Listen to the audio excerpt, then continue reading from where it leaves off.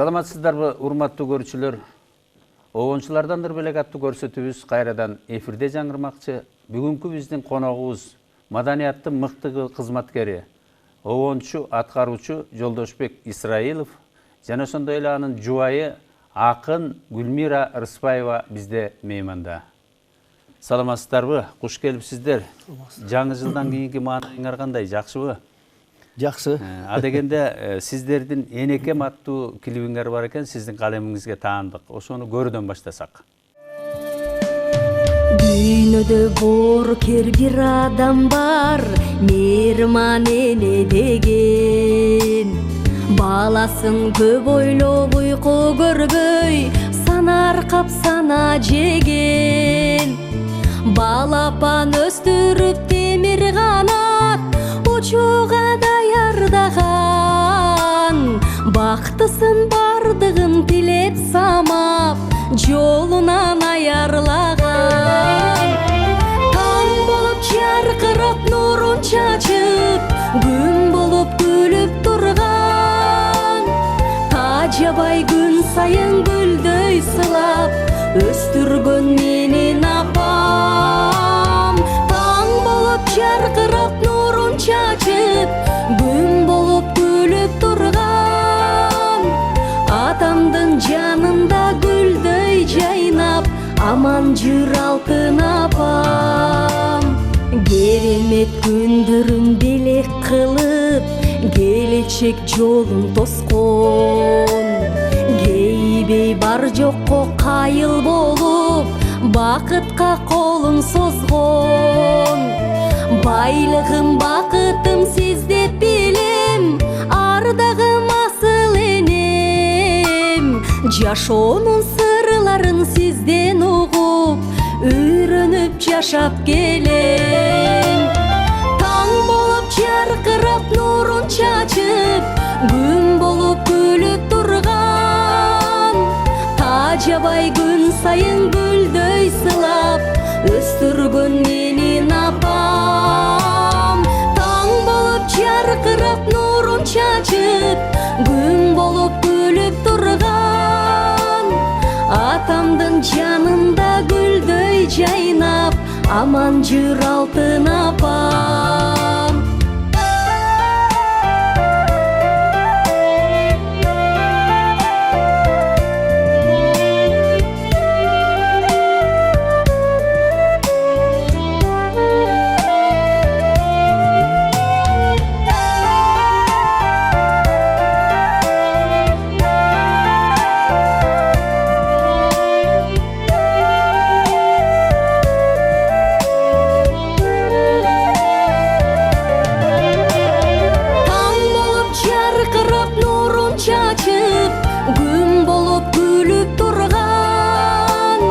Тажабай күн сайын гүлдөй сылап, өстүргөн менин апам. Таң болуп жаркырап нурун чачып, күн болуп күлүп турган. Атамдын жанында гүлдөй жайнап, аман жүр алтын апам. Атамдын жанында гүлдөй жайнап, аман жүр алтын апам.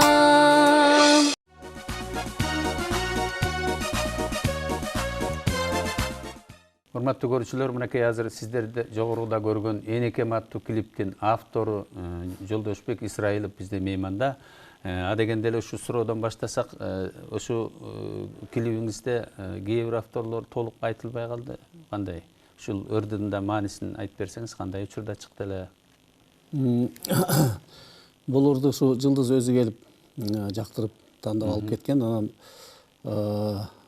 тез аранын ичинде эле ушулар чыгып калды. Анан кийин бул урдун автору сөзүн жазган эжекебиз Гүлмира Абдыраманова, Үмүт Абдыраманова деген эжекебиздин эмесине, калемине таандык. Ону меники. Анан клип телевизордон булар көп эле кетип атат, бирок чындыгында менин автордун, акындын аты жөнү жазылган эмес да. укукту кичине бузуп койгон экен, Укукту кичине бузуп жүрүшөт ушулар. Ошону оңдосо деген тилегибиз бар. ошол. Туура. Эми адегенде эле бир жакшы бир шаңдуу дагы бир өзүңүздүн калемиңизге таандык чыгармадан угуп баштасак, Жакшы болот. Бул эми азыркы аткарыла турган чыгарма жакында эле чыккан огондордун бири. Жаңырлардан Сыясы Кургайлек текстleri да толук жазыла элек деп айтсам деле болот. Ошо 2 куплетін ырдап берейин. Каалоо деген ыр.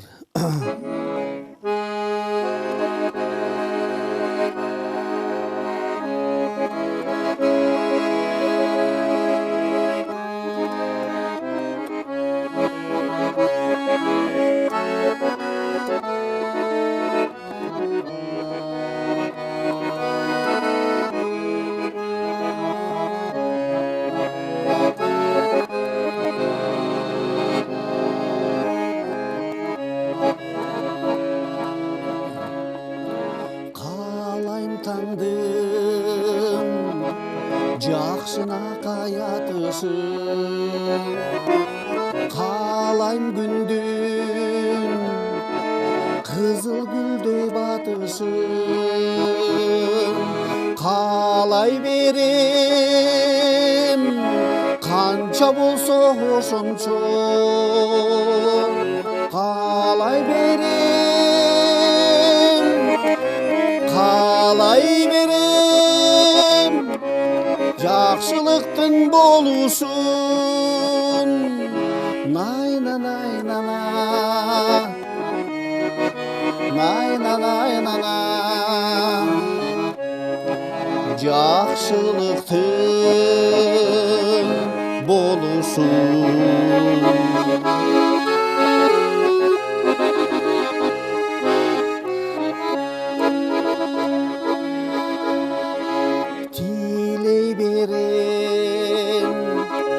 Тирүүлүктүн болушун,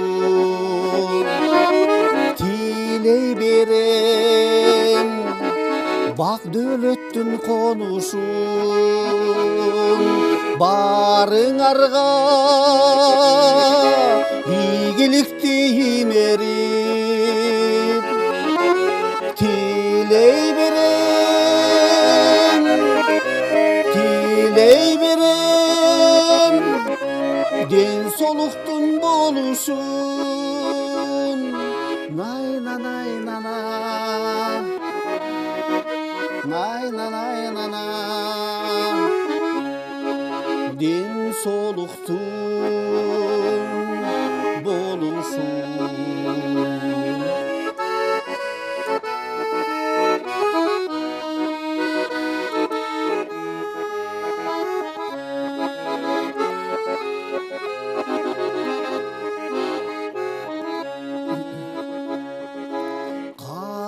Таңдың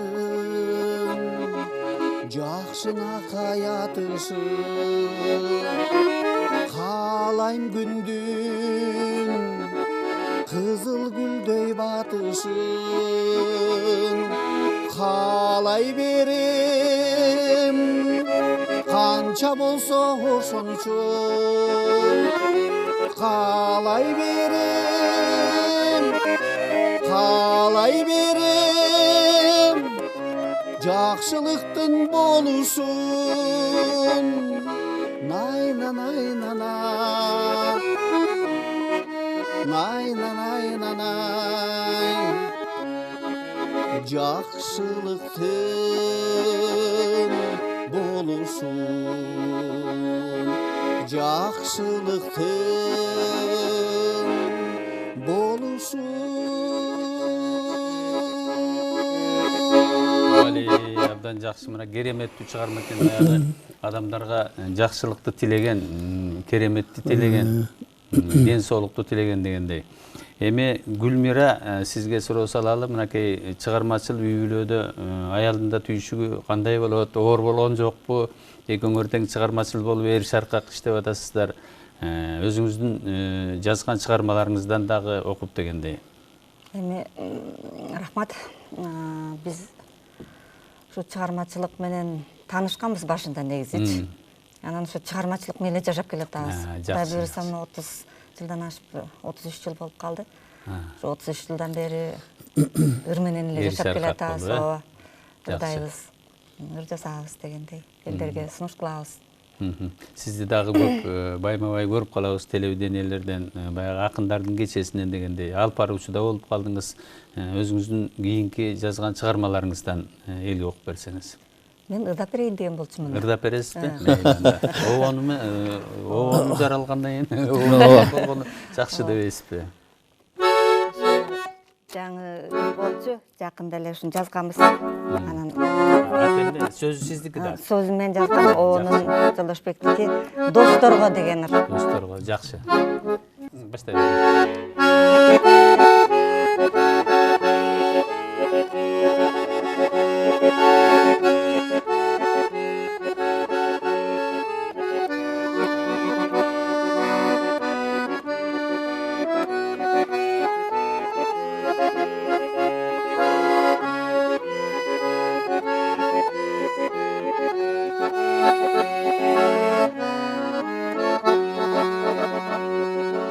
Досторум айтып бүтпөс асылдарын, жазымдай жан дүнүмө жакындарым, балалык күндөрүмдөн кабар берип, бакыттын айылына чакырарым, бакыттын айылына чакырарым. Досторум бүгүн мага келгилечи, капамды шаттык менен жеңгилечи, кылчактап кырды ашып бара жаткан жаштыкты кайра кайрып бергилечи.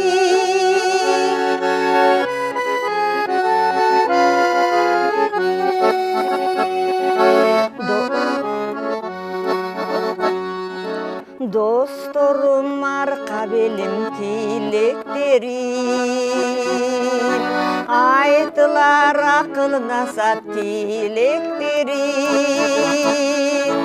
жакшылык жамандыкты чогуу көрүп,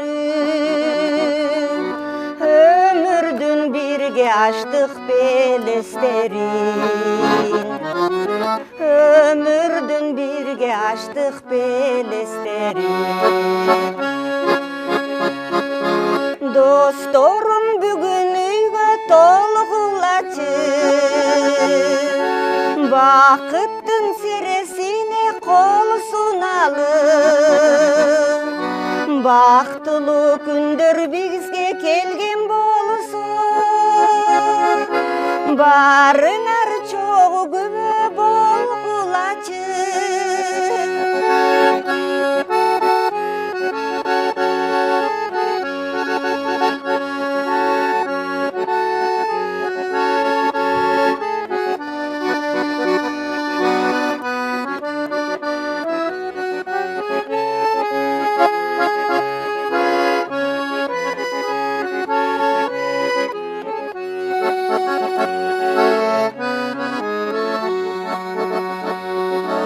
Досторум узак өмүр жашагыла,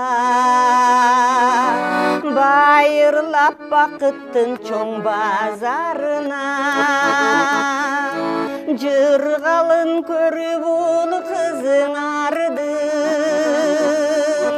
жыл сайын бар болгула катарымда, жыл сайын бар болгула катарымда. Досторум бүгүн ойноп күлгүлөчү, достуктун кадыр баркын билгилечи, өчпөгөн көңүл отун тутандырып, түбөлүк жүрөгүмдө жүргүлөчү, түбөлүк жүрөгүмдө жүргүлөчү. Баракелде, абдан жакшы достор деген чыгарма болду. Эми Жолдошбек, мынакей ушу сиз башка кесиптин ээсисиз, Ушу башка кесипте жүрүп ушу чыгармачылыкты аккордеондун аспабын кимден үйрөндүңүз? Устаттарыңыз ким болгон? Менин устаттарым ушу 9 класста окуп жүргөндө Асылбек Өзбеков классташым болот. Экөөбүз бир класста, анан кошунада болуп, ушу бала кезде балалыгыбыз чогуу өткөн. Торайгыр айылында. Анан кийин бул Асылбек музыкалык окуу жайын окуп келди да. 9 класстан айылга келип калды. Анан ушу мектептин аккордеону ошонун колунда болуп калды да. Анан ага чейин мен аккордеон менен деле ишим жок болчу. Анан ал кармалагандан кийин ошо мен деле кызыгып эле, кошо талашып эле, ошо айласын кетип жүрүп эле ошо экөөбүз бир аккордеон талашып жүрүп үйрөнгөнбүз. Жакшы. Анан бул кен экен. Мен ата энем деле негизи атам өзү комуз чертип уудап жүргөн киши болчу. Бул деле баягы жогору жактан келет да. Өзүм ушу эне тарабым деле тайкелер тарабым деле ушу ыргүүгө жакын, ооба. Өзүм ата тегим деле ушу ыргүүгө жакын. Анан ошолордун таасиринен болсо керек. Жакшы. Анан эми өзүңүз шакирттерди да даярдап атасызбы? Шакирттерди эми шакирттер деле көп даярдаган.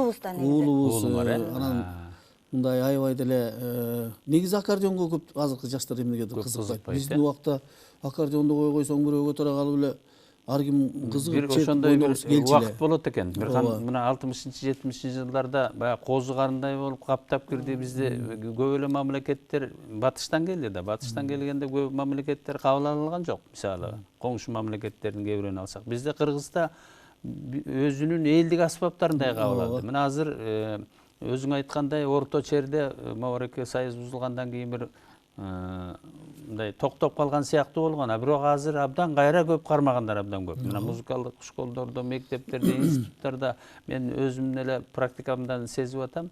Мурдагы жылдары, аркы жылдары бир 5-10 бала болсо, азыр былтыр эле 30 бала келди. Мен Генеге дейт бир университетте айтып атам. Башка окуу жайларына канча келип атат. Бул өнүгө турган аспап, Кыргыз элине абдан жаккан аспаптардын бири деп эсептейм да. Анан уулуң Бек Исраилов деп да чыгып жүрөт, ошол жөнүндө айтып берсеңиз. Эми Бек кичинекейинен деле ушу таланттуу бала болуп калды да. Биз анын 4-5 жашында эле байкадык. Жолуңарды жолдоп атат, Балада талант бар экенин ошондо байкап эле анан эмне десе баарын алып берип, өзгөчө жанагы батыштын чыгармаларын абдан угат эле. Кичинекейинде эле ошонун кассеталарын угат эле. Анан мындай көчөгө чыкканда эле ошол кассеталарды Backstreet Boys'ту сатып берди эле. Анан ошону угуп эле биз таң калтыбыз, бул бала эмнесин түшүнүп атат депчи. Өзү гитарада ойнойт, атасынан үйрөнгөн, бул чоң баласына үйрөтүп атса, ал карап отуруп эле үйрөнүп алыптыр. Музыкалык билим алып берген жоксуңарбы? Музыкалык билимди кийин 9-классты бүткөндө эле Гүрөңкеевке өттү. Анан ошо өз алдынча ырдап, гитара менен ырдап жүрдү да. Анан мен байкадым, ушу балада аябай слух күчтүү, анан үнү дагы жакшы үнү бар да. Анан 9-ду бүтүрүп эле ошо Гүрөңкеевке алып барып өткөрсөк, эле мугалимдердин баары айтты, бул балада бар экен, жакшы экен деп эле. Керим Орозбаев деген агай эме болуп кирди, окуучу болуп кирди, ошол киши тарбиялады. Абдан жакшы. Анда сиздердин дагы бир калемиңизге тиешелүү клипти көрсөк. Динара Акулованын аткаруусундагы клип экен. Анан маегибизди уланталы.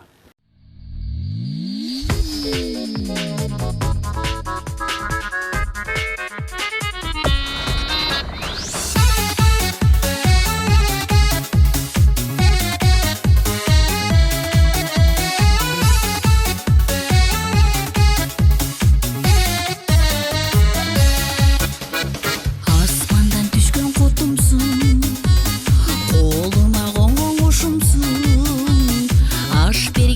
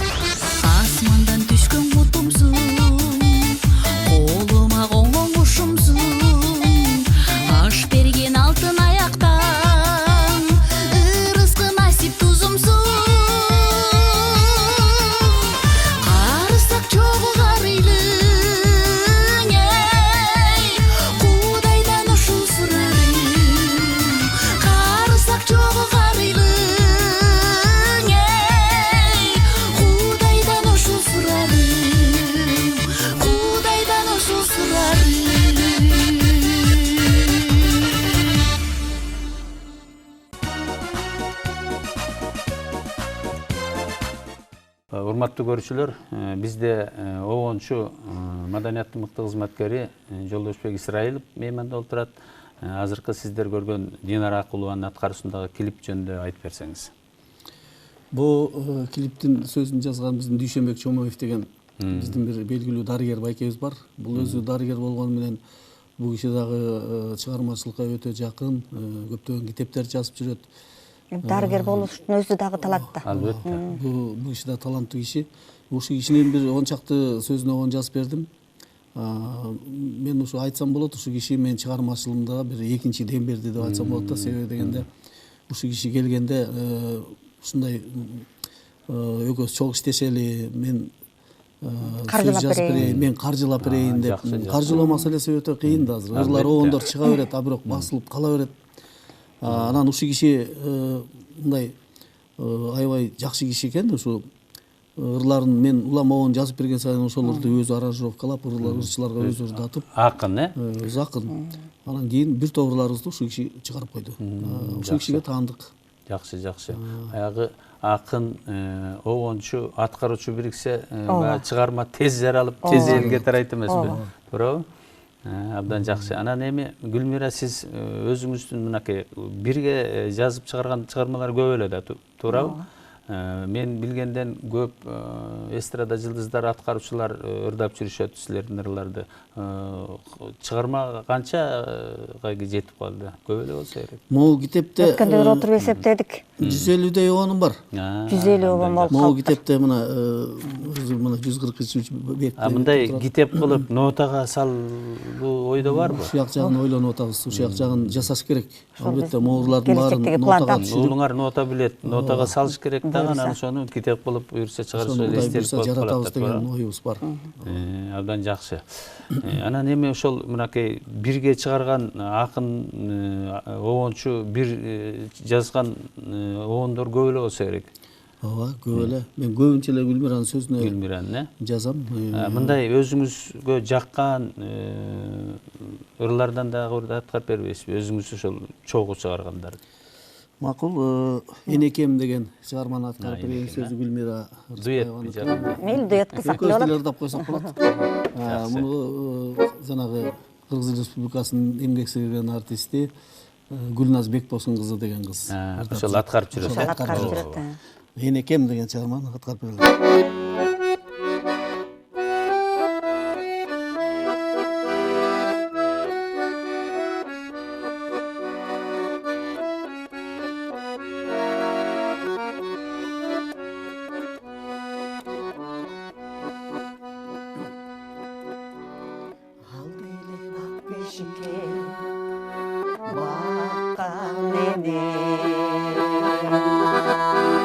Аламга адам кылып тапкан эне, аябай ак эмгегин аппак сүтүн, жашоонун жарык шамын жаккан эне. Өмүргө жарык берген, өстүрүп багып келген, мен үчүн азап жеген алтын эне.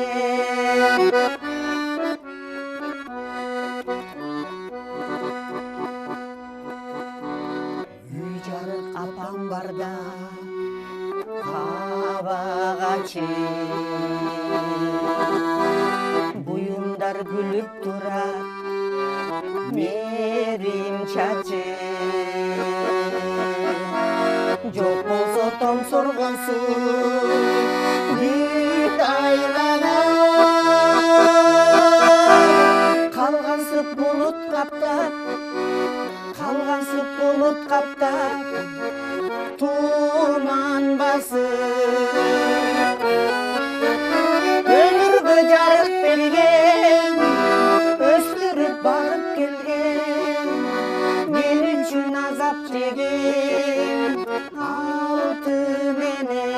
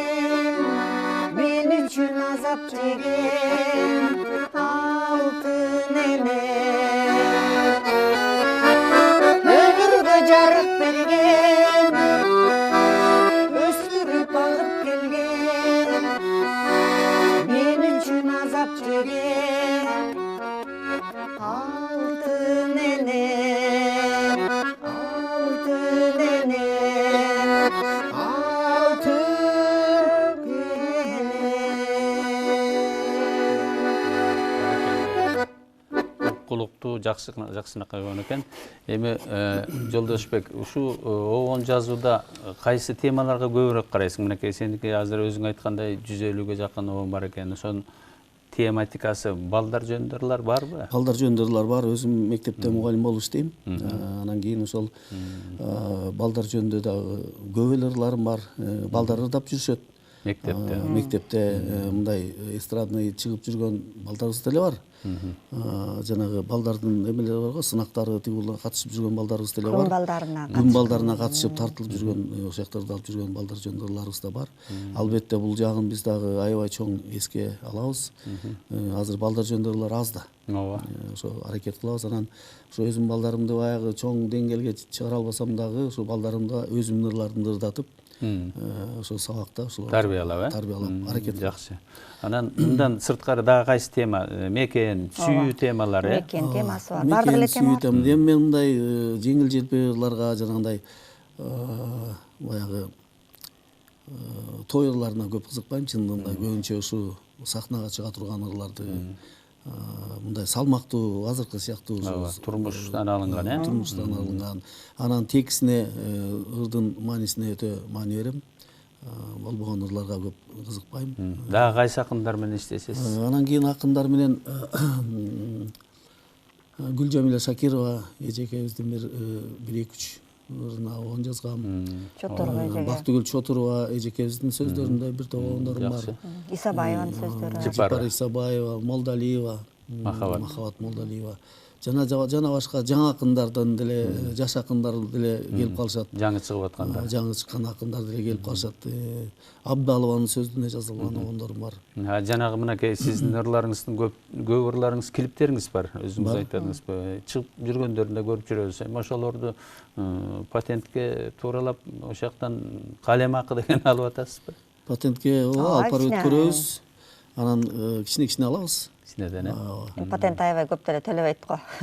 Эми ал жагы дагы баягы закон, көпчүлүк концерт, театр жана башка концерттик койгон мекемелер, ишканалар, клубдар, ошолор баягы союздун убагында отчисление деп койчу 5,005%. Эми ошолорду закон иштеп калса бизде деле Кыргызстан баягы эме жолуна түшөт го деген тилегибиз бар да. Ошо мен да айткым келет да, ошо мен дагы патенттен алам да, себеби мен да акын катары өзүм ошону айтсаңыз. Акымды алышым керек анан. Кээде ошо нааразылык болуп кетет да. Былтыркы жылы бир болбогон эле тыйынды беришти да, анан кийин мен эми кызык үчүн бул кайсы радиодон, кайсы телевидениеден кандай акчалар келди деп кызыгып карасам, ушу мен билбеген радиолор бар экен, мен билбеген телевидениелерден келиптир десеңиз. Ошолор которуптур. Алар кичине белгилүүлөрдөн жок. Белгилүүлөрдөн жок да. Мына ошол. Мына ушу белгилүү эле, чоң эле, абройлуу эле теле эмелерден, радиолордон отчет келбептир десеңиз.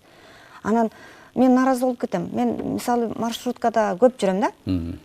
Маршруткада отурсам, радио кечке какшап атат.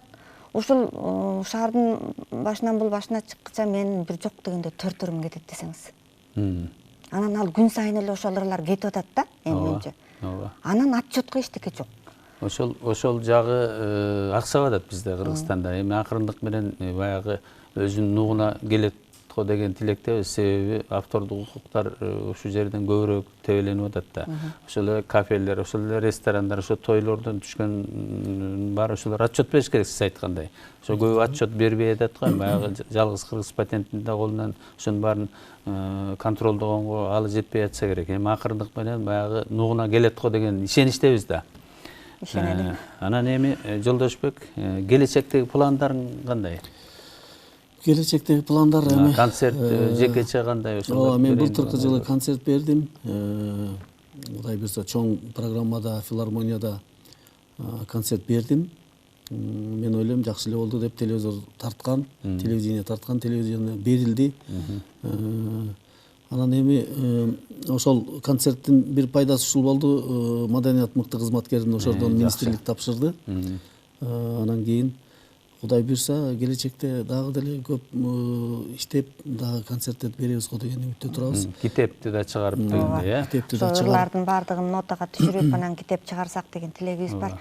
Анан жакында дагы бир чыгармачылык кечебиз өткөн атат. Эми ал кечеде менин сөзүмө жазылган жакшы ырлар боюнча да эми менин чыгармачылыгымды дагы элге чыгарып көрсөтүп коелу деп мындан 5 жыл мурда КТРдин студиясында дагы бир кечем тартылган болчу, андан бери 5 жыл өтүп кетти. Сиздин ошо сөзүңүзгө дагы башкалар жазгандар бар да, Менин дагы сөзүмө оон жазган көп белгилүү оончуларыбыз бар.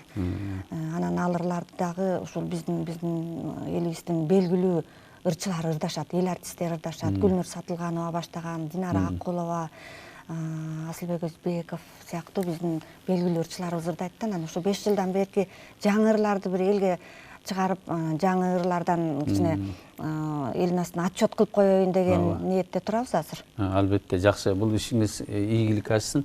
Былтыркы очерет меники болчу, быйылкы очерет Гүлмираныкы, эми балабыздан кийин анан кайра ушинтип очерет алмашпасак жакшы. Дагы бир чоң. Урматтуу көрүүчүлөр, анда Жолдошбек Исраиловдун дагы бир клибине көңүл буралы. Анда эми маегибизди уланталы.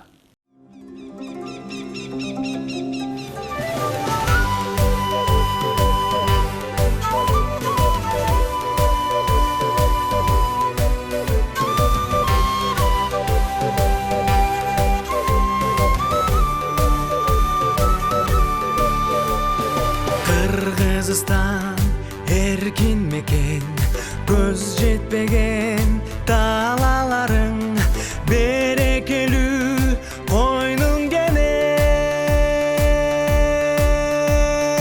жашап келген бабаларың.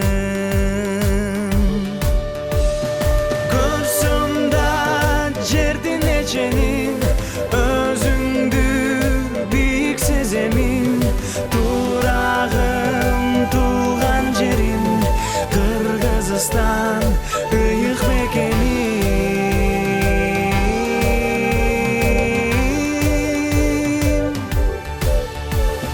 Кыргызстан жаркын мекен, тосу асманга тийип турган, кышы жылуу, жайы салкын,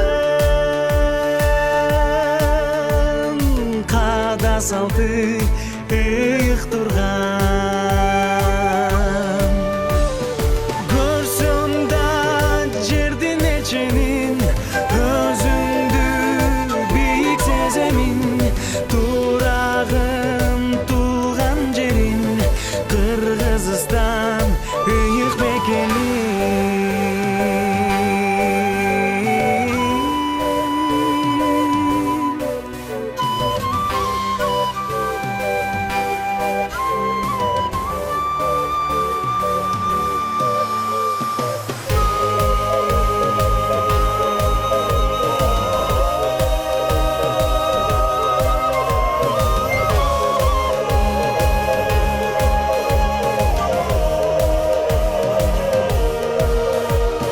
Кыргызстан көркөм мекен, жаңгадары, чөп суулары, кыздарындай сулуу экен, көлдө сүзгөн ак куулары. Көрсөм да жердин эченин, өзүңдү бийик сеземин, турагым туулган жерим, Кыргызстан ыйык мекеним.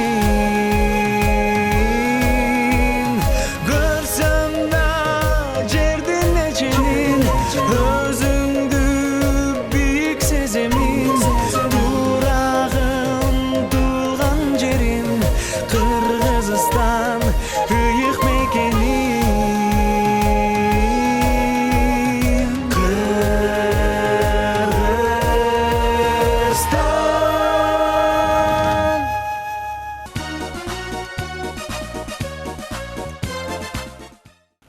Урматтуу көрүүчүлөр, бизде мейманда Жолдошбек Исраилов, маданияттын мыкты кызматкери, оончу, аткаруучу. Мынакей Жолдошбек, азыр эле сиздин клибиңиз кетти, ушул жөнүндө айта кетсеңиз. Бул Кыргызстан деген ырдын оғыны меники, сөзүн жанагы айткан Дүйшөнбек Шомоев байкебизге таандык. Анан кийин ушул өзү каржылап Дүйшөнбек байкебиз өзү тартып берди ушул клипти. Абдан жакшы. Тиги көл тарапка барышып 2-3 күн кыйналып жүрүшүп, эртең мененки таңда тартабыз деп аябай азаптуу болуп келдик деп 2-3 күн жүрүп ооруп келген. Ошону жакшы мынакей ошол клиптин убайын көрүп атышат. Болсун. Көп берип атат телевидениядан. Ошентип тартылып калды. Жакшы. Эмеси чыгарган убагын айтсаңыз, кандай, кимге арналган? Булар эми мен Кыргызстан жөнүндө ырларым көп эле. Бирок ошонун ичинен Мекенге арналган. Мекен жөнүндө, ысык көл жөнүндө, суу самыр жөнүндө жазган ырларым бар. Ким суранып эле менин айылым жерим жөнүндө жазып бер десе, бизде отказ жок. Жакшы. Ошол темасына ылайыктуу жазып беребиз. Анан кийин ошо Кыргызстан деп жазып келген экен Дүйшөнбек байкебиз, анан ошону оон жазып берген. Жакшы. Ырдалып жүрөт. Кыргызстанды даңктаган ырлардын бири турбайбы демесе. Кыргызстанды кимдер гана даңктаган жок, кайсыл акын даңктабайт. Албетте. Анан Кыргызстандын кооз жерин, кереметин элге тартуулоо бул Мактана чыгармачыл турган адамдардын жерибиз милдети бар да. да. Туура. Эми дагы бир чыгармаңызды угалы. Жипара Исабаеванын «Окшотуп алсам керек» деген чыгармасын аткарып берейин. Бул Беки Исраиловдун аткаруусунда ырдалып жүргөн ыр. Улуу.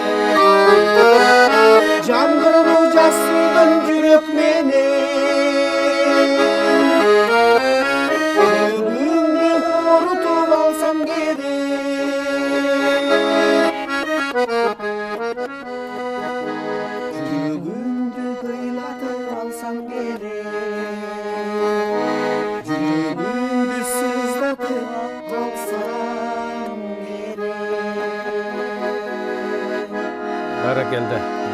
Мукамдуу, жакшынакай жүрөктөн чыккан обоңуз экен. Эми өзүңүздүн ырларыңыз дагы, өзүңүздүн стилиңиз дагы Жолдошбектин ыры деп айтып турат. Ырларыңыз баягы, мисалы, обончуларда ушундай да, ар биринин өзүнүн стили болот. Өзүнүн мындай бир эле 2-3 нотаны басканда эле ошол өзүнө тиешелүү чыгармалар деп айтса болот да.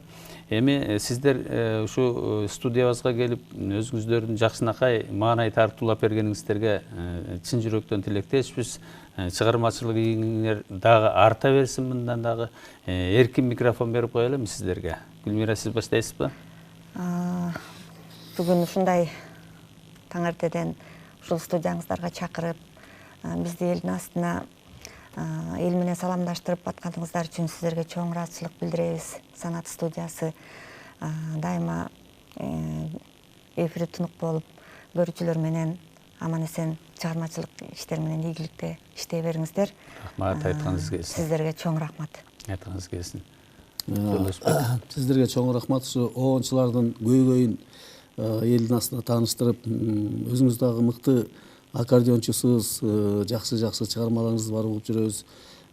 Ушу обончулардын жан дүйнөсүн козгоп, ушу элге тартуулап, ошолордун эл менен байланыштырып атканыңызга сиздерге чоң рахмат. Ишиңиздерге ийгилик каалайбыз. Рахмат. Биздин санаттын милдети ошол эл алдындагы таланттарды көмүскөдө калтырбай, элдин алдына алып чыгып, элге тааныштырып туруу биздин милдетибиз. Эми сиздерге да албан ийгиликтерди каалайбыз. Жана өзүңүздөрдүн айтып аткан максат тилегиңер ишке ашсын. Чыгармачылыгыңарды бергиле, китептерди чыгаргыла, жакшынакай обондоруңар элдер ырдап жүрөт, дагы жаштарга сиздердики өрнөк боло берсин. Чын жүрөктөн тилектештик каалайбыз. Рахмат айтканыңыз келсин. Урматтуу көрүүчүлөр, ушу менен бүгүнкү обончулардан элек аттуу көрсөтүүбүз соңуна чыкты. Кийинки жолукканга чейин саламатта калыңыздар.